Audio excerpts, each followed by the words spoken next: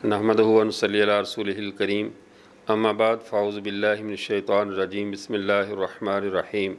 मुअज़्ज़ज़ सामीन, 7 सितंबर 1974 के उस तारीख़ साज फ़ैसले की याद का दिन है जब बर्र-ए-सग़ीर पाक व हिंद में पैदा होने वाले एक ऐसे फ़ितने के बारे में पाकिस्तानी पार्लिमान में एक फ़ैसला किया गया, और वो फ़ितना कादियानियत का फ़ितना था,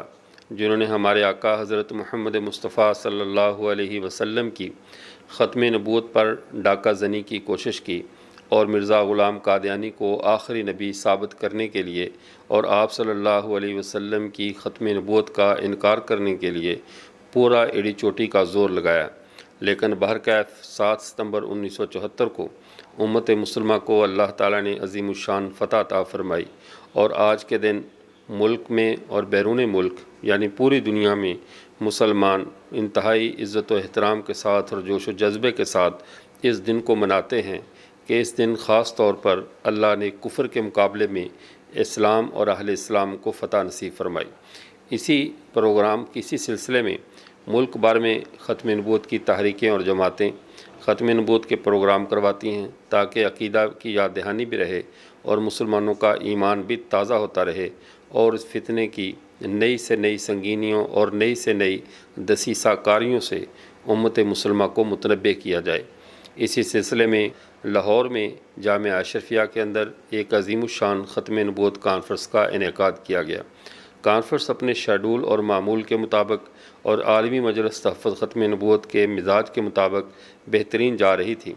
कि हमारे मुल्क अज़ीज़ के सूबा पंजाब के वज़ीर आला जनाब परवेज़ इलाही साहब को ख़िताब के लिए दावत दी गई, और वो यकीनन एक मेहमान की हैसियत से वहाँ पर तशरीफ़ लाए।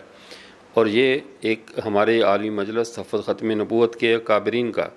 एक मिजाज है कि जो शख्स ख़त्म नबूवत के हवाले से जैसी भी खिदमात सर अंजाम दे, चाहे कम हो या ज़्यादा हो, उसकी खिदमात को भरपूर सराहते हैं,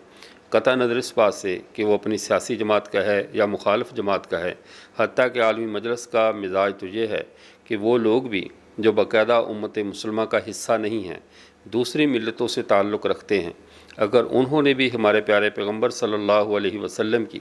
किसी हवाले से कोई भी खिदमत की हो तो बाकायदा उनकी खिदमात को भी ज़ाया नहीं करते, बल्कि जो कुछ उन्होंने बोला या लिखा हो हमारे नबी की शान में उसको भी महफूज करते हैं और उसको आगे नशर करते हैं। जिसकी एक मिसाल तो अल्लाह की किताब की वो सुन्नत है कि अल्लाह ताला ने सूरह मुनाफिकून के अंदर उन मुनाफिकों के उस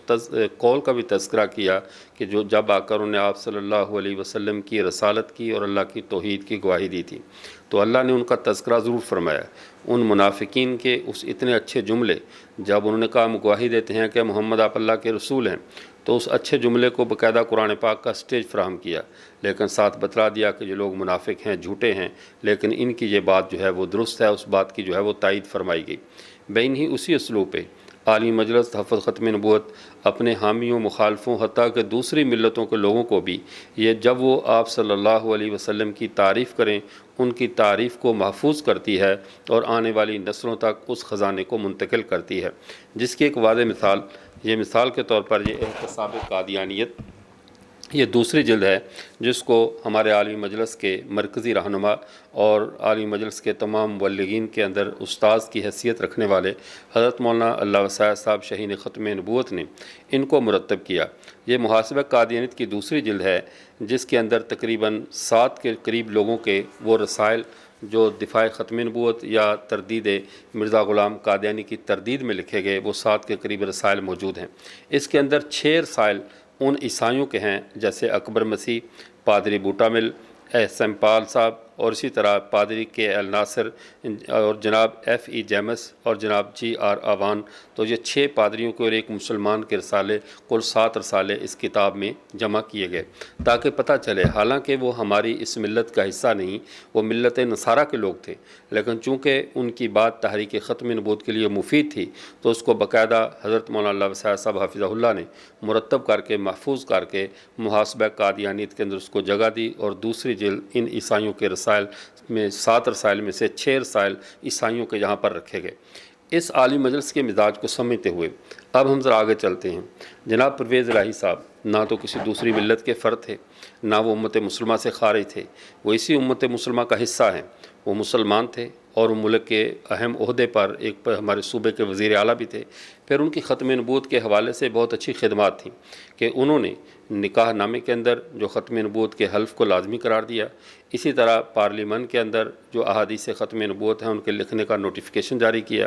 اسی طرح ان کی اور ان کے خاندان کی ختم نبوت کے متعلق جو خدمات تھیں ان کا حق تھا کہ ان کو گفتگو کا موقع دیا جاتا اور ان کی عزت افزائی کی جاتی، اور عالمی مجلس نے اپنے مزاج کے مطابق بالکل ایسے ہی کیا۔ جناب پرویز الہی صاحب کو سٹیج پر بھرپور استقبال کیا گیا، ان کا تعارف کروانے میں کسی بھی قسم کے بخل کا یا سیاسی مناقشت کا عمل دخل نہیں ہونے دیا گیا، باوجود کہ وہ ہمارے مذہبی طبقے کی ایک بدترین حلیف جماعت کے ایک ذمہ دار تھے، ان کی جماعت کے فرد تھے۔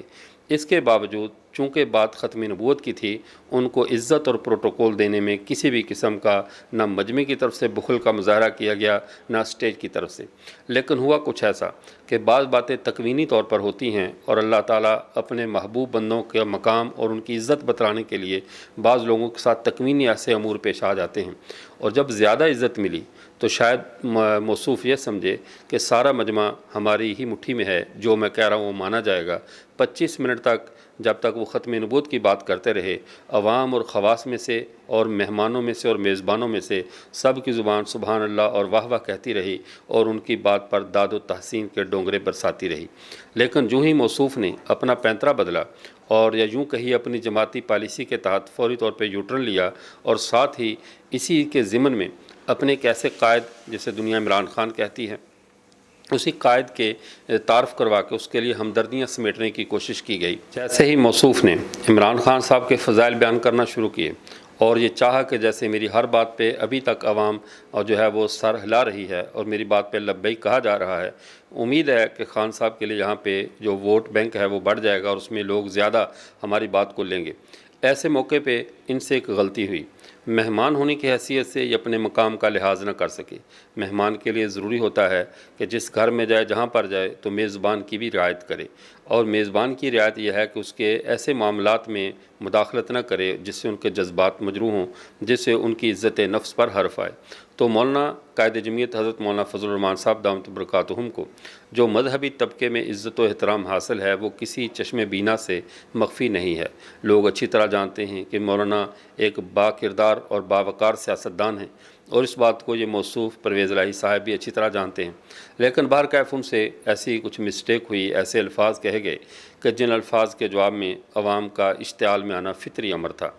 انہوں نے نعرے لگا کر اور ان کے ساتھ کوئی دست درازی نہیں کی، کوئی ان کے سٹیج پر چڑھ کر ایسے عمل کا اظہار نہیں کیا گیا جس سے کوئی ایسی بات ہو کہ جس کو ہم ناخوشگوار واقعہ کہیں، لیکن انہوں نے مولانا فضل الرحمان صاحب دامت برکاتہم کے عظمت میں اور ان کی شان میں کچھ نعرے بلند کیے، صرف یہ بتلانے کے لیے کہ کوئی یہ نہ سمجھے کہ وہ حکومت کے زور پر اہل ایمان کے دلوں سے ایک عالم دین کی عزت اور حمیت کو ختم کر سکتے ہیں، ایسا ممکن نہیں۔ اب یہاں پہ دو باتیں ہیں۔ ایک بات بحیثیت میزبان تمام مجمع کو خاموش رہنا چاہیے تھا، اپنی عمدہ تربیت کا اظہار کرنا چاہیے تھا، اور اس کو سادہ لفظوں میں مداہنت بھی کہا جا سکتا ہے، اور اس کا نقصان آگے جا کر جو ہوتا وہ ایک الگ موضوع ہوتا۔ اور ایک بات تھی کہ مہمان کو اچھی طرح اس بات کی یاد دہانی کروا دی جاتی، اسے یہ بات سمجھا دی جاتی کہ اب ملک عزیز ان حالات کو، ان واقعات کو، ان سیاسی کٹ پتلیوں کو اچھی طرح سمجھ چکا ہے اور اپنے اچھے اور برے لیڈروں کو پہچان چکا ہے۔ کسی کا عہدہ اس آج کل یہ منصب یا یہ مقام نہیں رکھتا کہ وہ کسی دلوں میں بسنے والے کسی قائد کے بارے میں جو بات بھی کہہ دے اس کو برداشت کر لیا جائے اور اس کو ہضم کر لیا جائے، ایسا نہیں ہوگا۔ تو یہ دو پہلو الگ الگ تھے۔ پہلی غلطی تو پرویز الہی صاحب سے ہوئی کہ جب ان کو بحیثیت خادم ختم نبوت کے ان کو اتنی زیادہ عزت ملی تھی، ان کو اپنی عزت کو ہضم کرنا چاہیے تھا، اور اسی طرح باوقار جیسے پروٹوکول کے ساتھ آئے تھے اسی پروٹوکول کے ساتھ واپس جاتے، لیکن ان پروٹوکول کا رخ خود تبدیل کیا اور کر کے ایسی گفتگو کی جو گفتگو اس موضوع کے، اس مقام کے مناسب نہیں تھی۔ لیکن ایک گلہ ہمیں اپنے ان ساتھیوں سے ہے جو وہاں پر موجود تھے، ہمارے اپنے، چاہے وہ ہمارے مذہبی جماعتوں کے ہوں، مدارس کے طلباء ہوں، جو بھی ہوں، ہم نے ہماری جو تربیت ہمارے اساتذہ نے کی یا جن کو ہم نام لیوا ہیں، جن کے وہاں پر ہمارے حضرات نے نعرے لگائے ہیں، حضرت قائد جمعیت مولانا فضل الرحمان صاحب دامت فیوزہم، ان کا جو اپنا مزاج ہے ان کی قطعاً یہ تربیت نہیں ہے کہ ان کے سیاسی مخالف کی بات کو جو ہے وہ برداشت نہ کیا جائے۔ افسوس یہ ہے کہ ہمارے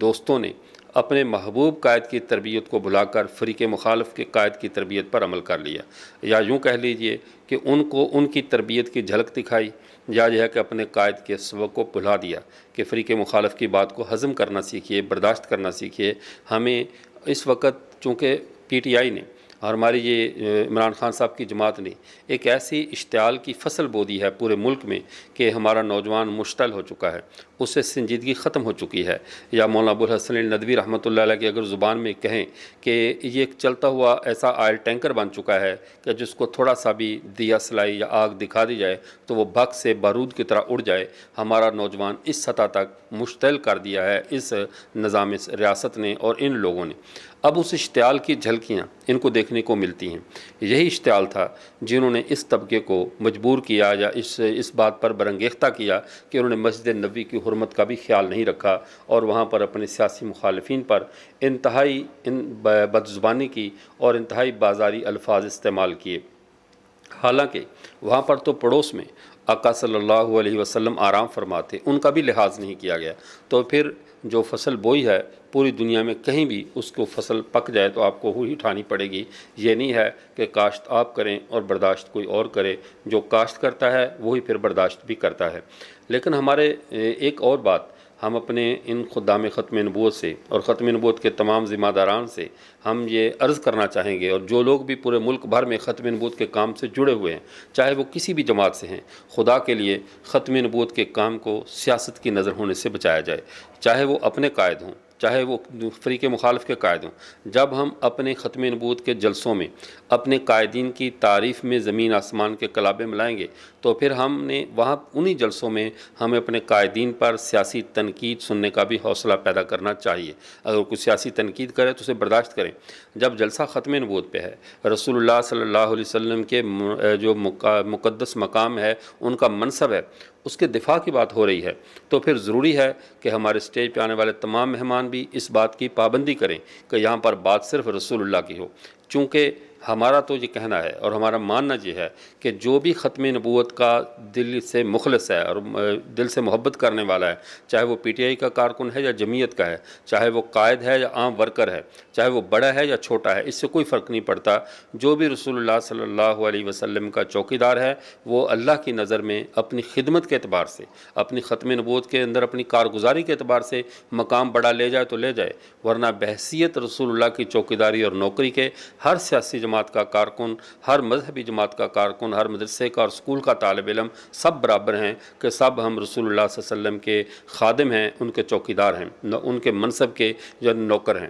اب جب اپنی نوکری ہماری یہ ہے تو ہمیں زیب نہیں دیتا کہ اتنے مبارک جلسوں میں، اتنے مبارک پروگراموں میں ہم اپنے اپنے سیاسی قائدین کے جھنڈے لہرائیں، اپنے اپنے سیاسی قائدین کے نام کو اونچا کریں۔ یہ جلسے قادیانیت کے مقابلے میں، مرزا غلام قادیانی کے مقابلے میں رسول اللہ کا نام اونچا کرنے کے لیے منعقد کیے جاتے ہیں۔ ان جلسوں کا اصل مقصد رسول اللہ کی عظمت اور شان کو لوگوں کے سامنے بیان کرنا ہوتا ہے، نہ کہ یہ مقصد ہوتا ہے کہ ہم اپنے اپنے قائدین کے پرچم لے کر جو ہے وہ جلسوں کے پورے ماحول کو سیاسی ماحول بنا دیں۔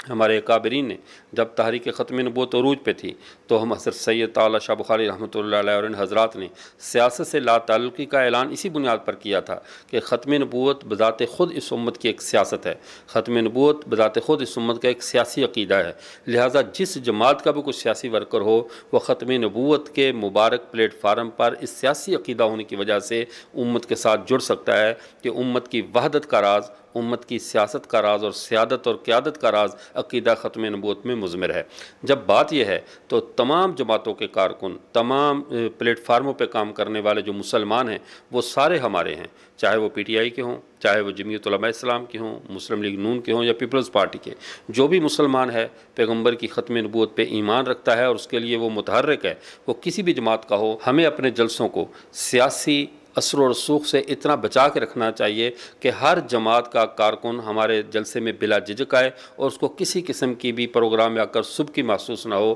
افسوس محسوس نہ ہو کہ میں کیسے جلسے میں آ گیا، یہ تو ہماری مخالف سیاسی پارٹی کے لوگ خطاب کر رہے ہیں اور ہمارے سیاسی لیڈر کو رگید رہے ہیں، اس کے بارے میں برے الفاظ کہہ رہے ہیں۔ اپنے سٹیجوں کو خدا کے لیے سیاسی تنقید سے بچائیں۔ ختم نبوت کا محاذ الگ ہے اور مستقل محاذ ہے اور پوری امت مسلمہ کا مشترکہ محاذ ہے۔ پارلیمنٹ میں جب یہ فیصلہ ہوا تھا تب بھی یہ بات نہیں ہوئی تھی کہ یہ فلاں جماعت کے نے ووٹ دیے، فلاں نے نہیں دیے۔ جب بات رسول اللہ صلی اللہ علیہ وسلم کی عزت اور آبرو کی تھی، ان کے منصب ختم نبوت کی تھی، تو پوری امت مسلمہ کی ہر سیاسی پارٹی نے مل کر اس فیصلے پہ دستخط کیے اور اسے اپنا فیصلہ قرار دیا۔ اس کے اوپر جو ہے وہ امت مسلمہ کے ساتھ کھڑے رہے۔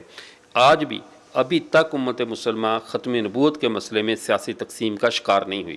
سٹیجوں پر اپنی اپنی جماعتوں کے قائدین ختم نبوت کے نام پر کانفرنسیں منعقد کر کے اپنے قائدین کو متعارف کروانا، انہی کی نعرہ بازی کرنا، انہی کو اوپر لے کر جانا، دوسروں کو نیچا دکھانا، یہ وہ باتیں ہیں جو ابھی نہیں تو مستقبل قریب میں اس تحریک کو بہت نقصان پہنچائیں گی۔ اللہ ہمارے کارکنوں کو بھی سمجھ عطا فرمائے، ہمارے جلسے کے منتظمین اور سب لوگ اس موضوع پر سنجیدگی سے غور کریں کہ آئندہ سے ہمارے کسی بھی سٹیج پر